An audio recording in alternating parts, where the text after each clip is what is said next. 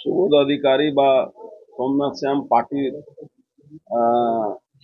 কোন পদে আছে যে বলছে মমতা ব্যানার্জি মানে মুখ্যমন্ত্রী বা অভিষেক ব্যানার্জি থেকে তারা উপরে আছে, এটা আমার জানা ছিল না। তারা ঠিক করবে কে টিকিট পাবে কে টিকিট পাবে না। থাকলো কে বুঝে নেবে সেটাও বীজপুরের মানুষও জানে, হালি শহরের মানুষ জানে। কে কাকে কবে বুঝে নেবে বা বুঝে নিয়েছে এটা নিয়ে বেশি আমার বলা উচিত নয়। ওখানকার মানুষ জানে কে কাকে বুঝে নেবে।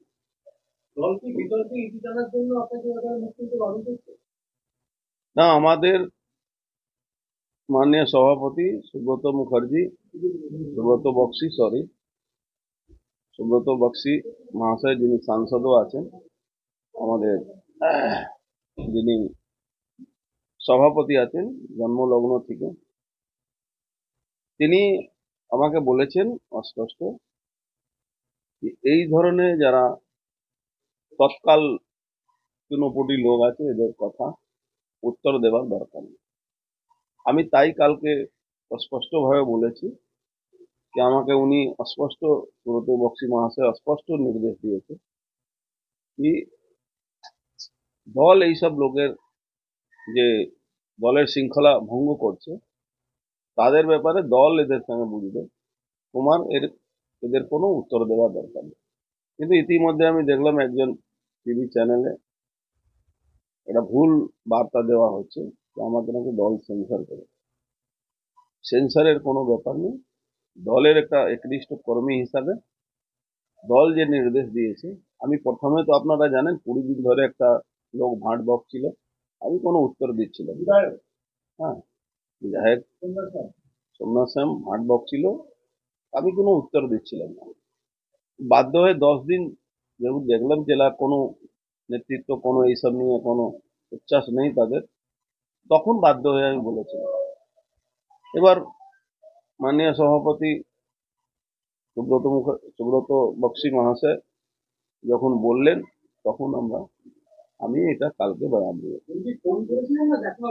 না, ফোন করেছিলেন, ওনার তো একটু শরীর খারাপ, উনি ফোন করে আমাকে হ্যাঁ, কি এই যারা দলের শৃঙ্খলা ভঙ্গ করছে তারা ওই তাদেরকে দল বুঝবে, দল তাদের নিয়ে আলোচনা করবে, তাদের নিয়ে আমার মুখ খোলা দরকার নেই। তখন আমি বলেছিলাম কি আমি তো আগে মুখ খুলিনি বা আমি এখনো চাই না কি আমি এইসব মুখ খুলি, কেন যে লেভেলে লোক এই মুখ খুলছে সেই লেভেলের লোক আমার লেভেলের মধ্যে পড়ে না, তাই আমি এইসব লোকের বক্তব্য উত্তর দেওয়ার আমি মনে করি।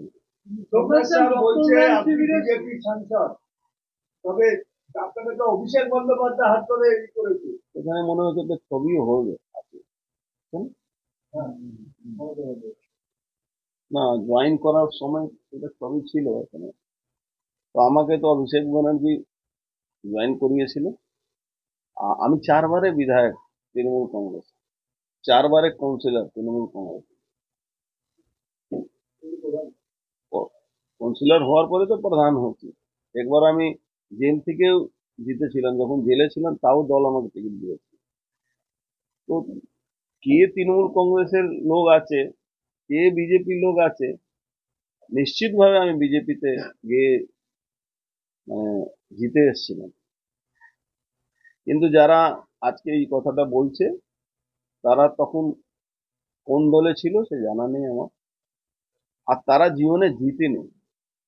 সরকারের থেকে জেতা, সরকারের থেকে এতে বিধায়ক হওয়া আর সরকারের বাইরে থেকে বিধায়ক হওয়া অনেক তফাৎ।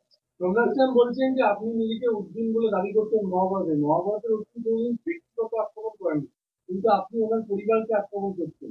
উনি চাইলেই আপনার পরিবারকে আক্রমণ করতে পারেন কিন্তু ওনার স্বাধীনতাকে বাদ দিয়ে, কিন্তু আপনি পরিবারকে আক্রমণ করছেন, এই নিয়ে খবর হচ্ছেন বিভিন্ন সভায়। আমি তো পরিবারকে নিয়ে কোনো কথাই বলছি না, আমি তো 20 দিন ধরে চুপ ছিলাম। ওনার পরিবারকে আমি 20 দিন ধরে চুপ ছিলাম। এবার কে কার নিয়ে বলছে সেটা তো জবাব আমি দেবো না।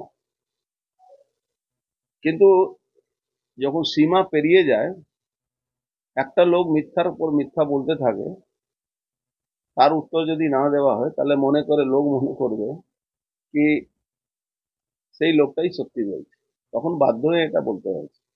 এবার যখন ঘটনা, আমি তো মিথ্যা কথা বানিয়ে বলবো না, আমি তো এটা বলবো না কি আমার কাছে হলুদ ফাইল আছে, লাল ফাইল আছে। আমি তো যেটা সত্যি সেটাই বলে, যেটা এখানকার মানুষ জানে সেটাই বলে। পরিবার নিয়ে আক্রমণ, উনি তো বলছেন আমি পরিবার নিয়ে আক্রমণ করতে পারি।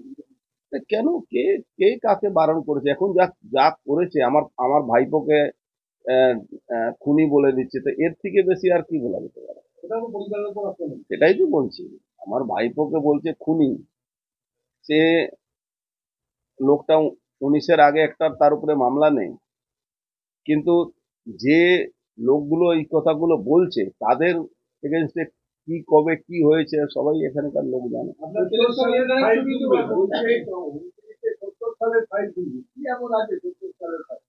সেটা তো যে বলছে তাকে জিজ্ঞেস করুন। 70 সালে মনে হচ্ছে জন্ম হয়েছিল কিনা জানি না। উনি আপনার ছেলের ছবিও তো দেখাচ্ছেন ইমরানের সঙ্গে। হ্যাঁ, এটা জানি কি যিনি বলছেন তার পরিবারের লোকের চাকরি কিন্তু আমার বাবা দিয়েছিল, হয়তো তখন 70-ই হবে, নাহলে 72 হবে। আচ্ছা, তার মায়ের চাকরি কোথায় যাবেন? স্কুলে প্রাইমারি টিচারে। মিঠু সাউ বলে একজন লোক ছিল, তাকে সরিয়ে ওনাকে দেওয়া হয়েছিল। কাকে দেওয়া হবে? ওনার মাকে, যে যে কথা বলছে, এই পরিবার কি অকৃতজ্ঞ কি বলবো? এটা তো अब আমার বলার তো। तृणमूल का मंच पर जहां मुझे बुलाया जाता है मैं जाता हूं, लेकिन मैं ज्यादा कोशिश ये करता हूं कि पार्टी के साथ साथ सामाजिक मंच को ज्यादा व्यवहार करके सामाजिक रूप से लोगों से जुड़ने पर पार्टी और ज्यादा मजबूत होती है। बहुत से लोग ऐसे होते हैं जो आपके राजनीतिक मंच को शेयर नहीं करते, लेकिन समाज के बहुत, जिनका संख्या बहुत ज्यादा होता है, खाली मैं अपने कैडरों को, पार्टी के कार्यकर्ताओं को बुलाकर पार्टी के मंच के सामने भाषण दूं तो मैं ही बोलूंगा, मैं ही सुनूंगा, तो ये मेरे लिए मेरे समझ से, मेरा व्यक्तिगत मत है कि मेरे समझ से ये पार्टी के लिए बहुत अच्छी नहीं बात है। लेकिन सामाजिक रूप से जो जनप्रतिनिधि एक्टिव रहता है उसके लिए चुनाव जीतना बहुत कठिन नहीं होता। तो बख्शी जी का क्या निर्देश है? बख्शी जी का निर्देश है कि आज से, अभी से, मैं कल ही इस बात को मैं चर्चा कर लिया हूं कि हमें इस इशू पर कोई भी वक्तव्य नहीं देना। 2009 में जब दिनेश त्रिवेदी यहाँ चुनाव लड़े थे तृणमूल कांग्रेस का आशीर्वाद लेकर, तो अकेला मैं विधायक था और उनको जिताया भी था। सबसे ज्यादा वोट से भाटपाड़ा से जिताया था मैं। उसके बाद तकरीबन बीजपुर को छोड़कर सब जगह से हम लोगों ने जिताया था। उस समय भी मैं अकेला था। उस समय की बात अगर कहेंगे तो जो आदमी, जो व्यक्ति उनका इलेक्शन एजेंट था, उसने ऐसा फॉर्म पर सही किया था कि सुबह सुबह इलेक्शन के दिन 90% बूथ पर हमारे इलेक्शन पोलिंग एजेंट को हटा दिया गया। उस समय निर्दल जो डायमी कैंडिडेट था हम लोग का, उनको देकर हम लोग अपना एजेंट बैठाया था, लेकिन हम लोगों ने चुनाव जीता था। 2019 की भी अगर बात कहेंगे तो सारे लोग विरोध में थे, तब भी 2019 का चुनाव यहाँ की जनता ने मुझे जिताया। उस समय भी कोई विधायक, कोई लोग हम लोग के साथ नहीं। तो चुनाव जीतना और चुनाव हराना, ये सब जनता के ऊपर है। जनता किसको जिताएगी? अगर मेरे काम से जनता को पसंद है तो मुझे जिताएगी। किसी के कहने पर अगर मैं भी कहूं कि मैं किसी को हरवा दूंगा तो शायद मेरे से बड़ा कोई मूर्ख नहीं है। अच्छा,